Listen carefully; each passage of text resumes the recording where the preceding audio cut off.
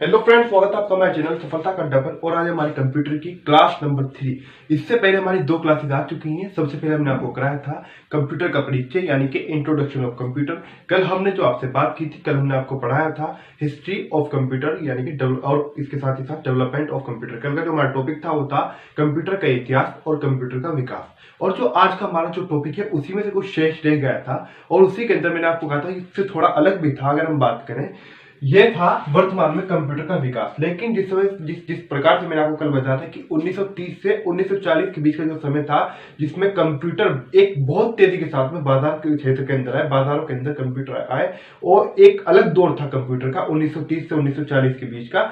लेकिन उसी के दौरान और क्या क्या हुआ और आज के समय में जो जो इंपॉर्टेंट है, और ऐसी बात नहीं, लेकिन अगर मैं आपको एक उदाहरण दूं, जैसे जैसे कि समय बढ़ रहा है, आज का जो वर्तमान जिस प्रकार से तकनीक बढ़ रही है, और अगर हम आज के आधुनिक युग की बात करें तो जिस प्रकार से कंप्यूटर का विकास हो रहा है दिन प्रतिदिन, तो वो सब भी हम जब सभी कोर्स कंप्लीट हो जाएगा, हमारा सभी टॉपिक कंप्लीट हो जाएगा, उसके बारे में भी चर्चा करेंगे कि वर्तमान समय में कौन से एप्लीकेशन आ रहे हैं, कौन से कंप्यूटर आ रहे हैं, किस वर्जन का कौन सा कंप्यूटर, कौन सी विंडो, वो सब भी एक बार उसके अंदर हम कवर करेंगे। जो वर्तमान का होगा, सबसे लेटेस्ट होगा, वो सबसे बाद में पढ़ेंगे।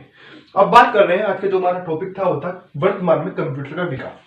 यह उसी से संबंधित है और जो आपकी जो क्लास है इसके बाद में भी इसके बाद में जो हमारा टॉपिक होगा वो भी होने वाला है, वो इसके बाद में होगा। अच्छा, एक बात और आप यहाँ से याद रखें, अभी तक क्लास को शेयर नहीं किया तो प्लीज शेयर कर दें। अभी तक चैनल को आपने सब्सक्राइब नहीं किया तो सब्सक्राइब कर दें, क्योंकि सब्सक्राइब नहीं करने से आपका ही नुकसान है। सब्सक्राइब पूरी तरीके से करें, क्योंकि सब्सक्राइब अगर आप नहीं करते और ऐसे ही सब्सक्राइब के बटन पर ऐसे ही टच करके छोड़ देते हैं, पूरी तरीके से सब्सक्राइब ना करने से आपका क्या नुकसान होता है, क्योंकि जो भी हमारी वीडियो आती है, जो भी क्लास आता है, उसका नोटिफिकेशन आपको नहीं मिल पाता है। तो इसलिए पूरी तरीके से सब्सक्राइब करें। बात पसंद आए, आपको क्लास अच्छी लगे तो प्लीज लाइक भी करके जाना। अच्छा, अभी एक बात और आपको याद रखनी है, हमारा कोई सा भी एग्जाम हो, चाहे हम ट्रिपल सी का एग्जाम्पल ले लेंगे या फिर हम एसएससी की बात करें, रेलवे की बात करें, दिल्ली पुलिस की बात करें, किसी भी एग्जाम की आप बात कर लें, यूपीएससी कर लें, किसी की भी कर लें, जहां पर भी जितना भी कंप्यूटर कोर्स जा रहा है वो सभी हम क्लास के अंदर कवर कर रहे हैं। जो नए स्टूडेंट थे उनके लिए मैंने बात बताई, जो पुराने स्टूडेंट जुड़े हुए जो प्रतिदिन आ रहे हैं उनको ये बात पता है। आइए देखते हैं कि हमारा जो फर्स्ट है वो है, हम बात कर रहे हैं क्लोसेस के बारे में। तो ये आया था 1943 में। कब आया था? 1943 में आया। और इसे बनाया था किसने? तो इसे बनाया था टॉमी फ्लावर ने। किसने? क्लोसेस बनाया गया था टॉमी फ्लावर के द्वारा। ये बात आपको याद रखनी है, अगर परीक्षा के अंदर पूछ जाए कि किसके द्वारा बनाया गया था, टॉमी फ्लावर के द्वारा। और कब बनाया गया था? 1943 में, यानी कि 1943 में। आगे है हमारा एनिएक। एनिएक की अगर बात करेंगे 1946 में आया था, यानी कि 1946 में। कब आया था एनिएक? एनिएक आया था 1946 में। और इस एनिएक को बनाया था किसने? इसको दो व्यक्तियों ने बनाया था। किसने? 1946 में आया एनिएक, इसे दो व्यक्तियों ने बनाया था। वे दो व्यक्ति कौन थे? वो थे जॉन मेकले और जेपी एगर्ट द्वारा। किसके द्वारा? जॉन मेकले द्वारा और जेपी एगर्ट के द्वारा इसे बनाया गया था एनिएक को। अगर ऐसा भी हो सकता है, मात्र क्वेश्चन यहीं से नहीं बनेगा कि एनिएक कब आया, 1946 में, किसने बनाया, ये तो क्वेश्चन हो गया इसका इतना।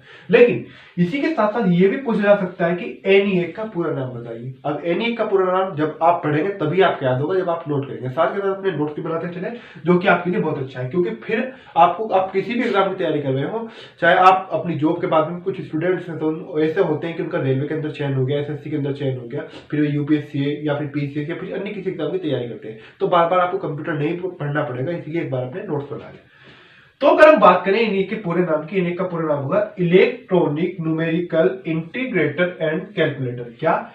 Electronic numerical integrator and calculator इसका पूरा नाम होगा।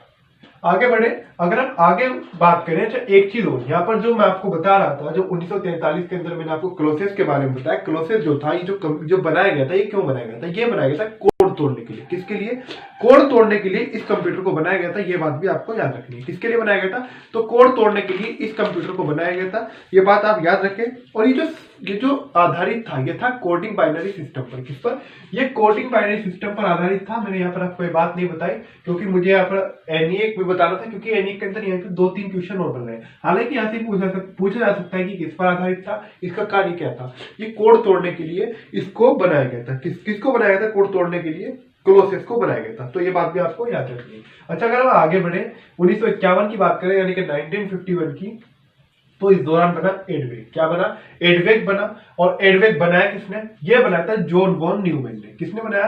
1951 में एडवेग को बनाया जॉन वॉन न्यूमैन ने। अब इसका नाम क्या है पूरा? जिस प्रकार से यहाँ पर ENIAC का पूरा नाम था electronic numerical integrator and calculator, उसी प्रकार से एडवेग का पूरा नाम क्या होगा? तो उसी प्रकार से एडवेग का पूरा नाम होगा इलेक्ट्रॉनिक डिस्क्राइट वेरिएबल ऑटोमेटिक कंप्यूटर। क्या? और इलेक्ट्रॉनिक डिस्क्राइट वेरिएबल ऑटोमेटिक कंप्यूटर, ये पूरा नाम होगा एडवेग का। अब जब 1951 में एडवेग को बना रहे थे कौन?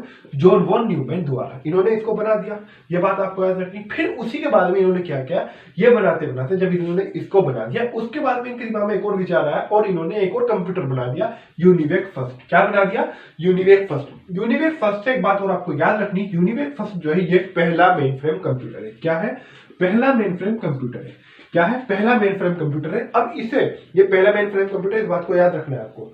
तो इसे किन्होंने क्यों बनाया? क्योंकि ये जो और कंप्यूटर थे उनकी अपेक्षा इसके अंदर अधिक डाटा, मैं यहाँ पर ऊपर लिख रहा हूं इसके बारे में, अधिक डाटा संग्रहित करने की क्षमता थी। किसके अंदर? अधिक डाटा संग्रहित करने की अक्षमता थी, ये थी इसके अंदर, क्योंकि ज्यादा डाटा को रख सकता था अपने अंदर, इसको ज्यादा को ग्रहण कर सकता था। आप इसको ऐसे समझ सकते हैं, ठीक है। किसके अंदर? यानी कि यहाँ पर बात कर रहे हैं हम यूनिवेक फर्स्ट की, यानी कि फर्स्ट मेन फ्रेम कंप्यूटर, इसीलिए इसको बनाया गया था। अब यूनिवेक जो फर्स्ट है, इसका नाम क्या है? इसका पूरा नाम हो जाएगा यूनिवर्सल ऑटोमेटिक कंप्यूटर। जिस प्रकार से हमने यहाँ पर ENIAC के बारे में पढ़ा, फिर एडवेग के बारे में पढ़ा, तो इसका पूरा नाम हो जाएगा यूनिवर्सल ऑटोमेटिक कंप्यूटर। क्या? Universal automatic computer. और ये जो कंप्यूटर थे ये क्यों बनाए गए थे, ये बात भी आपको याद रखनी। ये व्यवसाय से संबंधित है, व्यवसाय से संबंधित है, व्यावसायिक थे कंप्यूटर, यानी कि ये बिजनेस से संबंधित थे। इन्हें आप कमर्शियल भी बोल सकते हैं। उनके अंदर अधिकतर यानी कि इसको उसी क्षेत्र के अंदर यूज किया जाता है और इसीलिए इसके अंदर डाटा को अधिक से अधिक संग्रहित किया जा सके, इसीलिए इसको बनाया गया था, जो उनका कहीं ना कहीं विचार था। तो यूनिवेक फर्स्ट की यहाँ पर बात पूरी हो गई। इसके बाद में अगर बात करें 1960 की, इंटीग्रेटेड सर्किट चिप। अब इसको भी लेकर अगर आप कहीं पर देखेंगे तो कहीं पर आपको इसको 1958 भी देखा हुआ आपको मिल सकता है। तो इंटीग्रेटेड सर्किट चिप की हम बात करें, यानी कि जिसे आईसी चिप भी बोला जाता है। आपने अभी तक सुना होगा आईसी चिप के बारे में, तो वो आईसी चिप जो होती है वो आईसी चिप यही होती है, इसका नाम होता है इंटीग्रेटेड सर्किट चिप। तो इंटीग्रेटेड सर्किट यही है, यही इसका पूरा नाम है, आईसी चिप का पूरा नाम है। इसे बनाया था किसने? इसे भी दो व्यक्ति ने बनाया था। जैसे कि यहाँ पर ENIAC की बात की तो इसे जॉन मैकले व JP एकर्ट ने बनाया था। उसी प्रकार से आईसी को भी रॉबर्ट नोयस व जैक किल्बी ने बनाया था। किसने? रॉबर्ट नोयस व जैक किल्बी ने आईसी चिप को बनाया था। ये बात आपको याद रखनी है। अगर आगे बढ़े इसी के अंदर 1964 की बात करें, यानी कि 1964 की, तो दुनिया का पहला सुपर कंप्यूटर, यानी कि वर्ल्ड का पहला फर्स्ट सुपर कंप्यूटर था, दुनिया का पहला सुपर कंप्यूटर था। इसका नाम क्या था? CDC 6600। क्या? CDC 6600 इसका नाम था। अगर CDC की बात करें, इसका पूरा नाम क्या है? Control data corporation. क्या? कंट्रोल डाटा कॉर्पोरेशन इसका पूरा नाम हो जाएगा। अच्छा, अगर बात करें आगे 1991 की, तो 1991 के अंदर क्या बना? 1991 में बना CDEC। क्या बना? CDEC। ये भारत का पहला सुपर कंप्यूटर था। यहाँ पर हमने दुनिया का पढ़ा, तो ये भारत का पहला सुपर कंप्यूटर था। ये बात आपको याद रखनी है। यानी कि ये जो यहाँ पर बात हो रही CDEC, ये तो कंपनी थी। भारत का पहला सुपर कंप्यूटर क्या था? तो भारत का पहला सुपर कंप्यूटर था परम 8000। क्या था? भारत का पहला सुपर कंप्यूटर, इंडिया का फर्स्ट सुपर कंप्यूटर था परम 8000। ये रहा परम 8000। इसे बनाया था किसने? इसे बनाया था विजय भटकर ने। ये एक वैज्ञानिक थे। कौन थे? विजय भटकर एक वैज्ञानिक थे। और एक बात और आपको यहाँ से याद रखनी है कि भारत का पहला, जिस प्रकार से अगर हम बात करें कि भारत के अंदर जिस प्रकार से आप कंप्यूटर का पितामह चार्ल्स बेबेज को कहते हैं, उसी प्रकार से विजय भटकर जी जो थे, ये इनको कहा जाता है भारत का पहला, भारत के अंदर सुपर कंप्यूटर का जन्म, यानी कि भारत के अंदर सुपर कंप्यूटर का पिता, भारतीय सुपर कंप्यूटर का पिता कहा जाता है किसे? विजय भटकर जी को कहा जाता है। भारत का पहला सुपर कंप्यूटर क्या था? परम 8000। बनाया था किसने? जिसकी मैंने आपसे भी बात की थी, मैंने CDEC की बात कर रहा था मैं आपसे भी। इसका पूरा नाम क्या हो जाएगा? तो इसे पुणे के अंदर बनाया गया था। पहली बात तो आप याद रखें, किसे? परम 8000 को पुणे के अंदर बनाया गया था। पुणे कहाँ है? अपने देश भारत के अंदर ही। इसका पूरा नाम हो जाएगा CDEC का centre for development advanced computer. क्या? Centre for development advanced computer, ये इसका पूरा नाम हो जाएगा। अगर हम आगे बढ़े, आगे की बात करें, तो भारत के वर्तमान में सुपर कंप्यूटर यानी कि जो वर्तमान समय में भारत का सुपर कंप्यूटर है वो है पृथ्वीश एवं बेर। क्या है?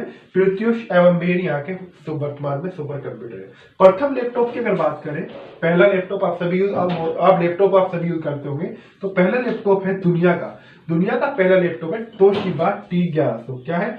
तोशिबा T1100 दुनिया का पहला लैपटॉप है जिसे अप्रैल 1985 में बनाया गया था। कब बनाया गया था? अप्रैल 1985 में दुनिया का पहला लैपटॉप बनाया गया था। तोशिबा T1100 इसका नाम था।